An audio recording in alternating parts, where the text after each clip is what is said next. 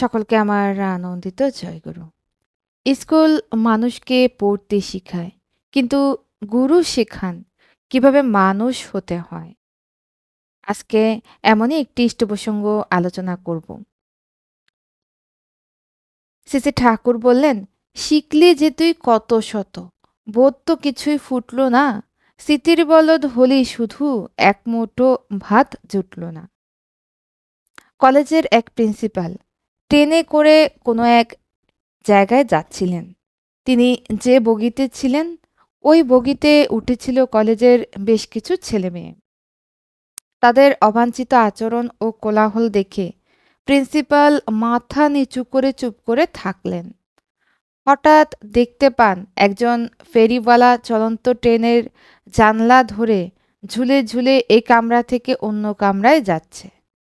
মৃত্যুকে উপেক্ষা করে তার এই ঝুঁকিপূর্ণ চলন দেখে প্রিন্সিপালের কৌতূহল হলো। তিনি ফেরিওয়ালা ভাইটিকে ডেকে বললেন, তুমি এ চলন্ত ট্রেনে ঝুলে ঝুলে বাদাম বিক্রয় করছো কেন? ট্রেন থামলে তো করতে পারো।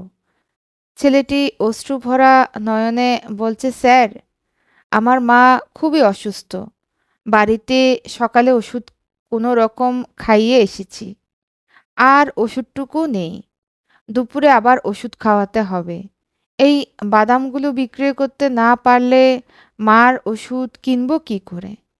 তাই অন্য কোনো ফেরিওয়ালা ওঠার আগে আমি বিক্রয়ের চেষ্টা করি। হায়রে, অক্ষর জ্ঞানহীন, নাংলা, অশিক্ষিত, ডিগ্রিবিহীন মানুষটি কি শিক্ষিত নয়? তার মধ্যে তো স্কুল কলেজে দোয়াতের কালিও এক ফোঁটাতেও প্রবেশ করেনি। তবে মাকে যে শ্রদ্ধা সম্মানের সহিত ভালোবাসতে হয় ও সেবা শুশ্রূষা করতে হয়, সে শিক্ষা পেল কোথা থেকে? তাই তো শ্রী ঠাকুর বললেন, মাতৃভক্তি অটুট যত, সেই ছেলে হয় কৃতিত্বত। পিতায় শ্রদ্ধা, মায়ের টান, সেই ছেলে হয় সাম্য প্রাণ। প্রসঙ্গক্রমে বলতে হয়, এক বিধবা, তার 7টি ছেলে ছিল। বহু কষ্টে লোকের বাড়িতে বাসন মেজে ভিক্ষা করে ছেলে মেয়েদের লেখাপড়া শিখিয়েছেন। শেষ পর্যন্ত তার এখন বড় বড় র্যাঙ্কে তারা প্রত্যেকেই চাকরি পেয়েছে। বিধবা মাতা ভাবল, যাক, এতদিনে আমার কষ্ট লাঘব হলো। এখন 7টি ছেলে বিয়ে করে সবাই আলাদা হয়ে গেছে। তবে এখন বৃদ্ধা মাতার কি উপায় হবে? 7 ভাই ঠিক করল, এক এক মাস করে প্রত্যেকে খেতে দেবে। একবার এক ঘটনা ঘটল জানুয়ারি মাস। মাসের শেষের দিকে 28শে জানুয়ারি বৃদ্ধা মাতার শরীর খুবই অসুস্থ হয়ে পড়ে। 31শে জানুয়ারি পর্যন্ত মাতার জ্বর কমেনি। বড় খোকার পরের দিন পালা অনুযায়ী মাকে মেজোর বাড়িতে পাঠিয়ে দিয়েছে। মেজো মায়ের এই অসুস্থতা দেখে বলছে, তুমি যেখান থেকে জ্বর বাদিয়ে এসেছো ওখান থেকে সুস্থ হয়ে আসো, তারপর আমি খেতে দেব। এদিকে বড় খোকা বলছে, 30 তারিখের জায়গায় 31 তারিখ, বরং একদিন বেশি খেতে দিয়েছি। আমার মেয়াদ শেষ, আমি আর পারবো না। হায়রে শিক্ষিত সমাজ! মা যেদিন কোলেপিঠে করে মানুষ করলো, সেদিন তো 7টি ছেলেকে আলাদা আলাদা মাসে খেতে দেয়নি। মা লেখাপড়া জানে না বলেই তো মাসে খাওয়ানো ভুলে গিয়েছে। আজ আমরা খোকারা লেখাপড়া শিখে শিক্ষিত হয়েছি বলেই তো কোনটা 30-এ কোনটা 31-এ মাস তার হিসাব জানে।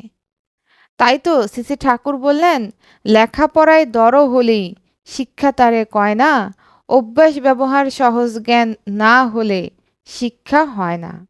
তবে এখানে প্রশ্ন থাকতে পারে, মানুষ কি স্কুল কলেজে পড়বে না? দেখুন, শিক্ষা 2 প্রকার। এক, পুঁথিগত শিক্ষা, যার মাধ্যমে অক্ষর জ্ঞান অর্জন করা যায়। 2, আচরণবিধি শিক্ষা, যা অনুশীলন করে বাস্তব জ্ঞানের মাধ্যমে অর্জন করতে হয়। তাই তো শ্রী ঠাকুর বললেন, শিখলে যে তুই কত শত, বোধ তো কিছুই ফুটল না। স্মৃতির বলদ হলি শুধু, এক মুঠো ভাত জুটল না। এত সময়ের আলোচনা থেকে পরিষ্কার বোঝা গেল যে স্কুল কলেজ দেয় অক্ষর জ্ঞান শিক্ষা, আর গুরু বা আচার্য দেন আচরণ বিধি শিক্ষা, যা প্রয়োগ সত্তার পূর্ণ বিকাশ ঘটে। দীক্ষা আনে শিক্ষা, শ্রী ঠাকুরের দৃষ্টিভঙ্গিতে। সূত্র আলোচনা পত্রিকা থেকে এতক্ষণ আলোচনা করছিলাম। সত্যিই তাই, অক্ষরজ্ঞান মানুষকে বিদ্বান বানায়, কিন্তু মাতৃভক্তি ও আচরণই মানুষকে প্রকৃত মানুষ করে তোলে। যে শিক্ষা মায়ের সেবা শিখায় না, সেই শিক্ষা শুধু স্মৃতির বোঝা, মানবতার আলো নয়। আজ ইষ্ট প্রসঙ্গ এখানেই শেষ করছি। সকলকে আমার আনন্দিত জয়গুরু।